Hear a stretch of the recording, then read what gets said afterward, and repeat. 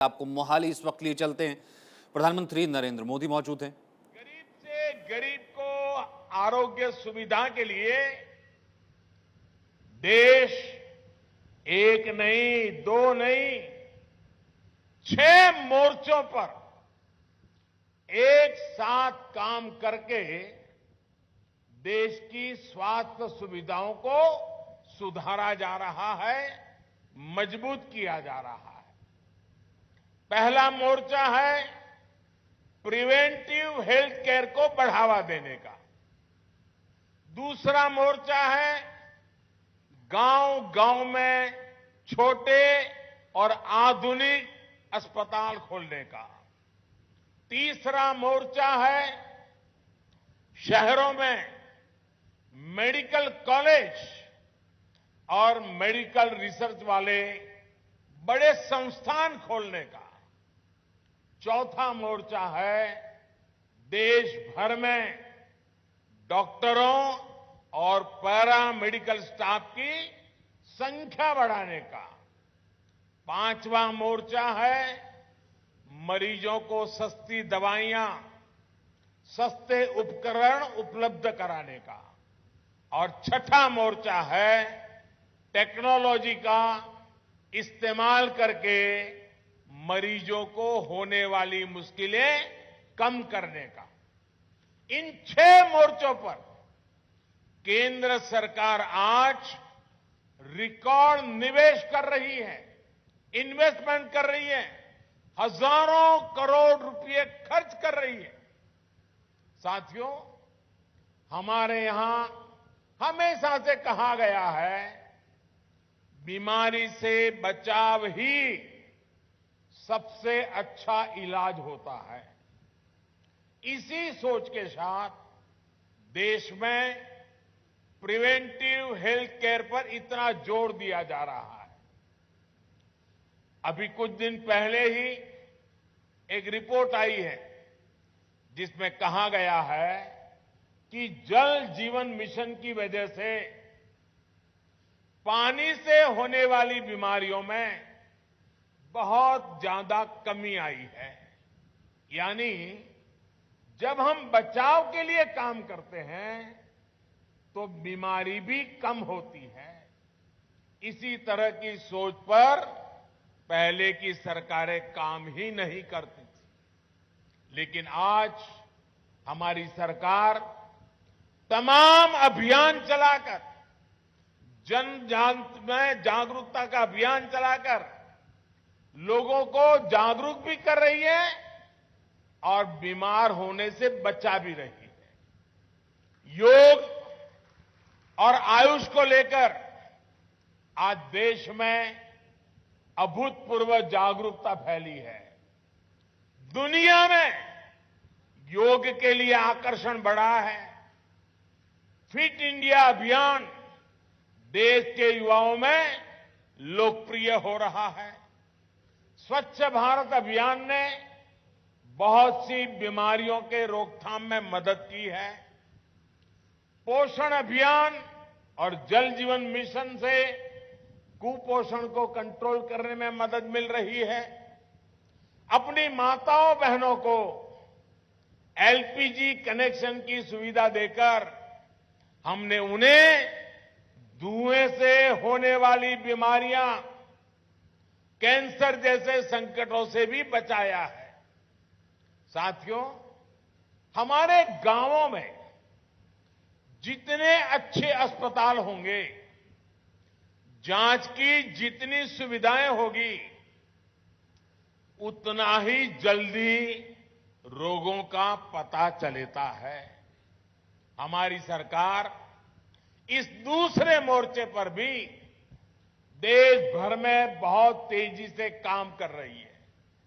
हमारी सरकार गांव-गांव को आधुनिक स्वास्थ्य सुविधाओं से जोड़ने के लिए 1.5 लाख से ज्यादा हेल्थ एंड वेलनेस सेंटर बनवा रही है। मुझे खुशी है कि इनमें से लगभग 1.25 lakh health and wellness centres ने काम करना शुरू भी कर दिया है। यहां पंजाब में भी लगभग 3000 हेल्थ एंड वेलनेस सेंटर सेवा दे रहे हैं।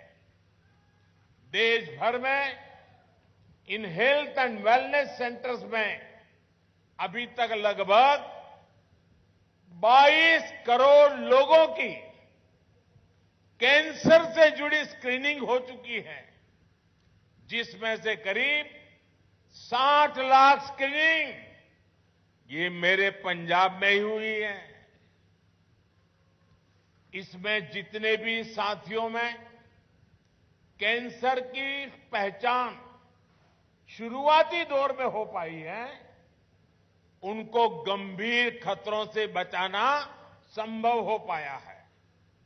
साथियों, एक बार जब बीमारी का पता चलता है तो ऐसे अस्पतालों की जरूरत होती है जहां गंभीर बीमारियों का ठीक से इलाज हो सके। इसी सोच के साथ केंद्र सरकार देश के हर जिले में कम से कम एक मेडिकल कॉलेज के लक्ष्य पर काम कर रही है। Ayushman Bharat health infrastructure mission के तहत जिला स्तर पर आधुनिक स्वास्थ्य सुविधाएं बनाने पर 64,000 करोड़ रुपए खर्च किए जा रहे हैं। एक समय में देश में सिर्फ 7 एम्स हुआ करते थे। आज इनकी संख्या भी बढ़कर के 21 हो गई है। यहां पंजाब के बठिंडा में भी एम्स बेहतरीन सेवाएं दे रहा है। अगर मैं कैंसर के अस्पतालों की ही बात करूं तो देश के हर कोने में कैंसर से जुड़े इलाज की आधुनिक व्यवस्था की जा रही है। पंजाब में ये इतना बड़ा सेंटर बना है।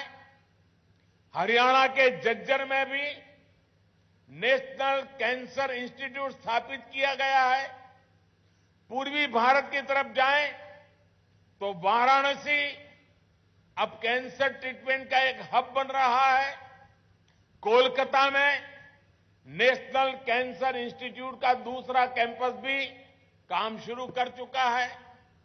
कुछ दिन पहले ही असम के डिब्रूगढ़ से मुझे एक साथ 7 नए कैंसर अस्पतालों के लोकार्पण का अवसर भी मिला था। हमारी सरकार ने देश भर में कैंसर से जुड़े करीब 40 विशेष संस्थान स्वीकृत किए हैं, जिनमें से अनेक अस्पताल सेवा देना शुरू भी कर चुके हैं। साथियों, अस्पताल बनाना जितना जरूरी है, उतना ही जरूरी पर्याप्त संख्या में अच्छे डॉक्टरों का होना, दूसरे पैरामेडिक्स उपलब्ध होना भी है। इसके लिए भी आज देश में मिशन मोड पर काम किया जा रहा है। 2014 से पहले देश में 400 से भी कम मेडिकल कॉलेज थे। यानी 70 साल में 400 से भी कम मेडिकल कॉलेज।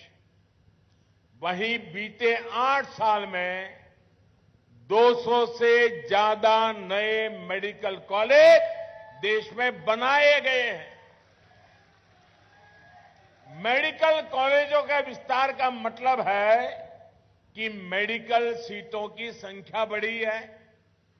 मेडिकल की पढ़ाई करने वाले छात्रों के लिए अवसर बढ़े हैं और देश की सेहत का ध्यान रखने वाले हेल्थ प्रोफेशनल्स की संख्या बढ़ी है। यानी हेल्थ सेक्टर में रोजगार के भी अनेक अवसर इससे तैयार हो रहे हैं। हमारी सरकार ने 5 लाख से ज्यादा आयुष डॉक्टर्स को भी एलोपैथिक डॉक्टर की तरह मान्यता दी है।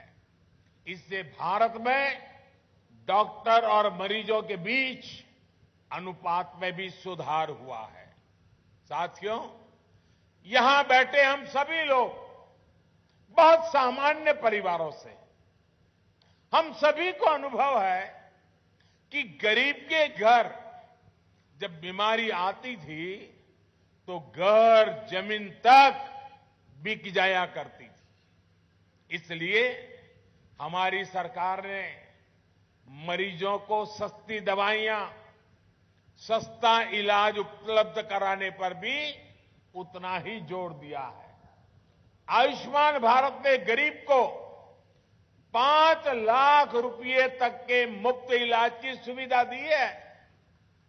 इसके तहत अभी तक 3.5 करोड़ मरीजों ने अपना इलाज कराया है और 1 रुपये का उनको खर्च नहीं करना पड़ा है।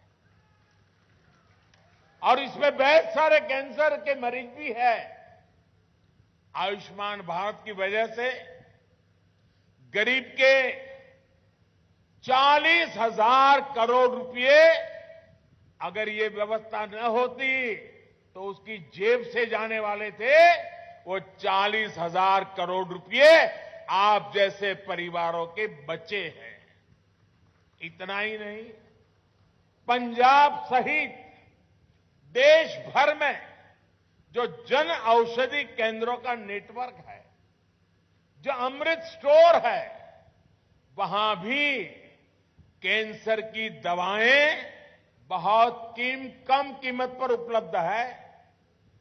कैंसर की 500 से अधिक दवाएं जो पहले बहुत महंगी हुआ करती थी, उनकी कीमत में लगभग 90% कमी की गई है। यानी जो दवाई 100 रुपये में आती थी, जन औषधि केंद्र में वही दवाई 10 रुपये में उपलब्ध कराई जाती है। इससे भी मरीजों के हर वर्ष औसतन करीब 1,000 करोड़ रुपए बच रहे हैं।